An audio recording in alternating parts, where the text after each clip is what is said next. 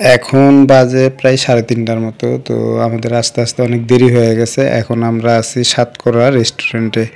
আর এখানে বসে আমরা প্ল্যান করতেছি যে আমরা আমাদের আজকের থাকার জায়গাটা কোথায় নিব। তো এখন আমাদের সিদ্ধান্ত হয়েছে আমরা যাব হচ্ছে আপনার ওই পাহাড়ের দিকে, ওইখানে রিসোর্টে থাকব। তো আমাদের সাথে থাকেন, দেখা যাক রিসোর্ট পাই কিনা।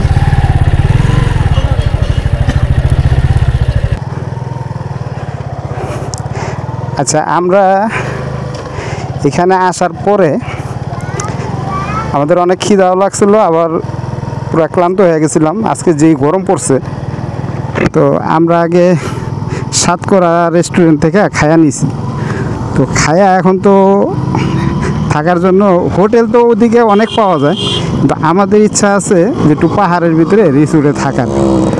তো এখন এখানে এসে রুম পাইলাম না, আর যেগুলো আছে ওগুলো অনেক ভাড়া, আমরা তো ভাড়া থাকুন না। তো এখন আমরা ওই পাহাড়ের দিকে সামনে এই রুটটা দিয়ে যাবো, ওদিকে যেয়ে দেখি যদি পাহাড়ে কোনো রিসোর্ট পাই তাহলে তো অবশ্যই আপনাদের জানাবো, ওই জায়গায় আমরা ওইখানে নিব। আর এই রুটটা দেখেন কত সুন্দর। আর এই লেমন গার্ডেনের থেকেই আর কি আমরা রুমের জন্যই করছিলাম, যে ওইখানে ভাড়া বেশি। এই পুরো এরিয়াটাই লেমন গার্ডেনের।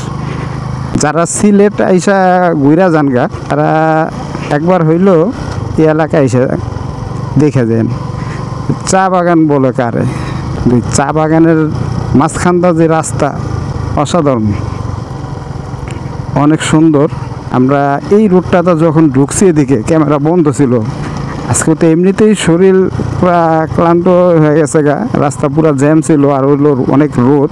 আস্তে আস্তে আবার খায়া ওইখানে সময় গেছে গা বেশি, চলে থাকার জন্য রিসোর্ট খুঁজতেছি। ওইটা হলো মেন, আগে বাসস্থান, তারপরে হলো ঘোরাঘুরি। ঘুরে দেখো, যেটা বলতেছিলাম যে এই যে সামনে এই রোডটা দিয়া বামে, এই যে আমরা এখান দিয়া যারাই আপনারা আসবেন এই রোডটা দিয়ে এদিকে আসতে হবে। তো এইখানে যে চা বাগানের মাঝখানের রাস্তাটা এত সুন্দর। এখন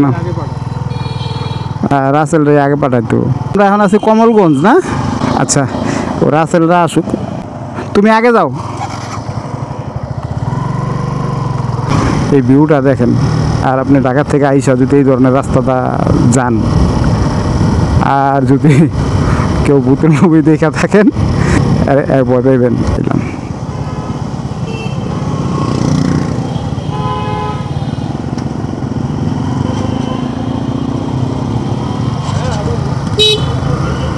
ও আচ্ছা, এই যে লাউয়াছড়া জাতীয় উদ্যান, এখানে এখন গাড়িটা পার্ক করে পর্যন্ত যেহেতু আইছি ভিতরে যাই।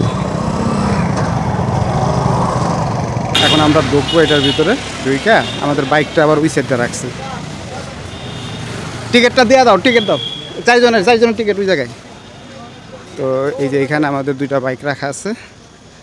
আর এখন ভিতরে যাব, সময় অবশ্য এখন প্রায় 5টার কাছাকাছি বাজে, বেশিক্ষণ ঘোরা যাইব না এখানে। তো তারপরে যেহেতু এই সাইডে আইসি, আমাদের আর আসা হইব না, আমরা শহরের দিকে ওদিকে যাই, আমরা হোটেলে রুম নিব। তো এই সাইডটা আমরা এখন যেহেতু এইখান থেকে চলে যেতেছি, তাই এই সাইডের ফুটেজটা আপনাদেরকে দেখাইলাম। এই পার্কটা, এটা ভিতরটা আমরা ঘুরে আপনাদেরকে দেখাবো। বাইক নিয়ে ভিতরে যাওয়া নিষেধ, তাই আমরা নিলাম না। একটা গাছ অনেক বড় বড়, এই যে বোঝা, বাসা না পাইলে যাওয়া হয়, মানে রুম না পাইলে যাওয়া হয়। আসমানের উপর দিয়েও দেখা যাচ্ছে ফাঁকা নাই। তবে আমরা এই যে এই রাস্তাগুলাতে যে আইলাম না, মনে হইলো যে আমরা কি বান্দরবনে আছি, বান্দরবনে আছি, ঠিক না? শুধু পার্থক্য একটাই, পার্থক্যটা কি জানো? এই জায়গায় চা বাগান পাহাড়ে, আর ওই বান্দরবনের পাহাড়ে কোনো চা বাগান নাই, চা বাগান নাই, ধান আছে। শুধু পার্থক্য এইটাই। আর নয়তো এই জায়গা দিয়ে যখন যাইবেন আপনার কাছে বান্দরবনের ফিল আসবে। এমন এমন সাইডটা দিয়ে আমরা গেছি যেগুলো দিয়ে আমরা বান্দরবনের ওই যে খাগড়াছড়ির থেকে না, রাঙামাটির থেকে আমরা বান্দরবন দিকে যাওয়ার পথে একটা রাস্তা দেখছিলাম, ঠিক সেম রাস্তাটা এই দিকটা আমরা পাইছি।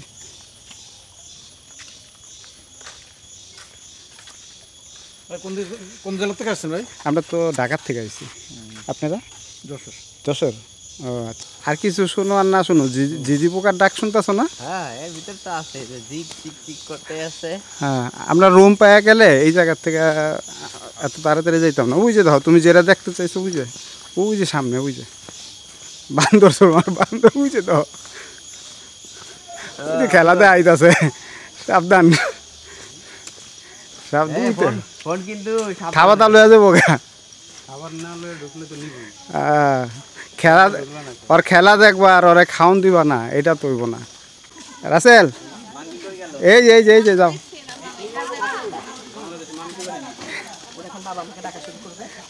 দেখো আবার খাবার টাবার দেন না আমারে। হ্যাঁ এটা মানে এটার বাচ্চা,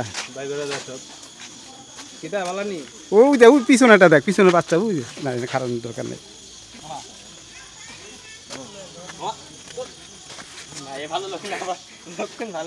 খাওয়ান না দিলে কিন্তু তুলতে দিব না।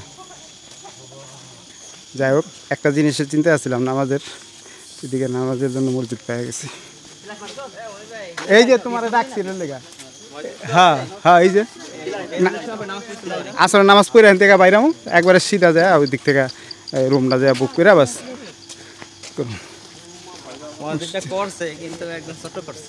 এখানে কত মানুষ হয় যা করছে ঠিক আছে। হ্যাঁ ঠিক আছে, রাখ, ওইটা হলো মেন। ওকে, এদিকে কর।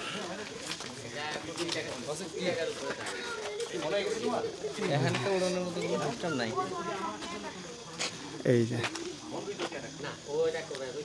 আমাদের ড্রোনের একটা সমস্যা হয়ে গেছে। আমি তো গতকালকে রাত্রে ফুল চার্জ দিয়ে আনছি ড্রোনের যে ইটা আছে রিমোটটা, কিন্তু এখন ব্যাটারিগুলো ফুল চার্জ দিয়েছি, ব্যাটারি ঠিক আছে, তো রিমোটটা এখন পাওয়ার পাইতেছে না। বুঝলাম না এই সমস্যাটা কী কারণে হইল। তো ড্রোনটা এখন আর এখানে উড়াইতে পারলাম না। মূলত আমরা টিকিটটা কাটছি এই জায়গায়, ড্রোনটা উড়ে আমরা এখান থেকে একটা ড্রোন ফুটেজ নিব, আপনাদেরকে দেখাবো। এখন বুঝতে পারতেছি না, তবে হোটেলে যাইয়া তখন আমরা রুম নিব, নেওয়ার পরে কারেন্টের ওই সময় চার্জ দিয়ে দেখবো যে সমস্যাটা কী।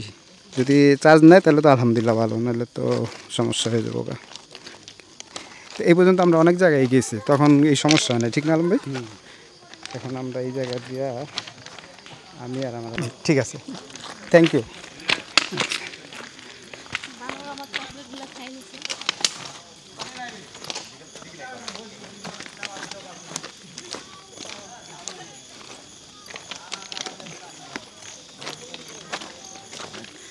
আচ্ছা, এই সাইডটাতে গেলে এখানে ওই যে আদিবাসীরা যারা থাকে ওইখানে যাওয়া যায়, আর ভিতরে আরও অনেক জায়গা আছে, ওগুলা এখন আর আমরা যাবো না, এখান থেকেই চলে যাব। মনটা খারাপ হয়ে গেছে, কারণ এই জায়গার সিনটা অনেকেরই দেখছি, রুম দেওয়া নিচে তো অনেক সুন্দর হয়েছে, তো নিতে পারলাম না। এখন চলো, আসো রাসেল, আজান দিয়েছে, নামাজটা পড়া চলো জায়গা।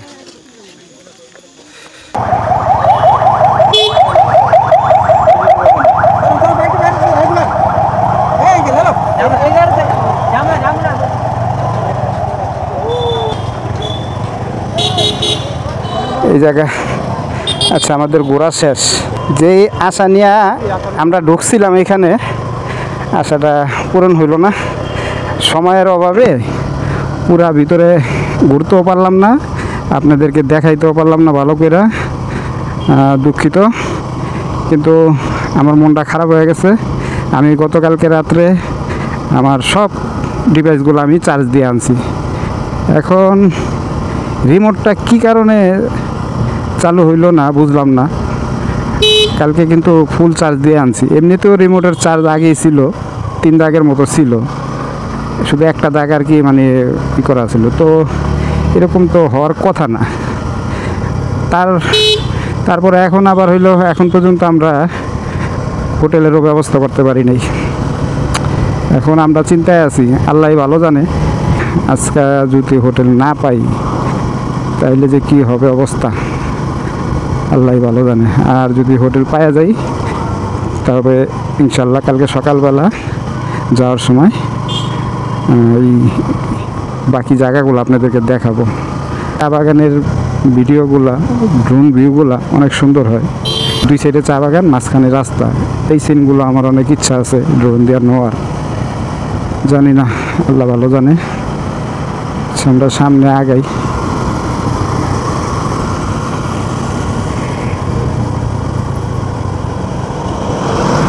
আচ্ছা, যারা জিক্সার কিনেন না, হ্যাঁ, যারা জিক্সার কিনেন না একটা কারণে, যে ক্লাসটা শক্ত, তাদের বলবো 2025 সালের জিক্সারটা আপনারা শোরুমে যায় একটু চেক করেন। এটার ক্লাস এতটাই নরম, এই মানে আপনি যেমন আমি আমার অ্যাপাচির ক্লাস এতদিন মনে করতাম এটি সবচেয়ে নরম, তো জিক্সারের ক্লাস শক্ত, যার কারণে জিক্সার আমার কোনো সময় পছন্দ ছিল না। কিন্তু এইটা যখন আমি শোরুমে যা ক্লাসটা চাপ দিই, এটা ক্লাসটা নরম। দেখেন, যারা জিক্সার কিনতে চান, যে কিনেন না শুধুমাত্র ক্লাসটা শক্ত হওয়ার কারণে, তাদেরকে বলবো শোরুমে যায় আপনারা 2025-এর যে মডেলটা আছে জিক্সারের, এটা ট্রাই করে দেখেন। ওলা ছবি তুলবো এনে।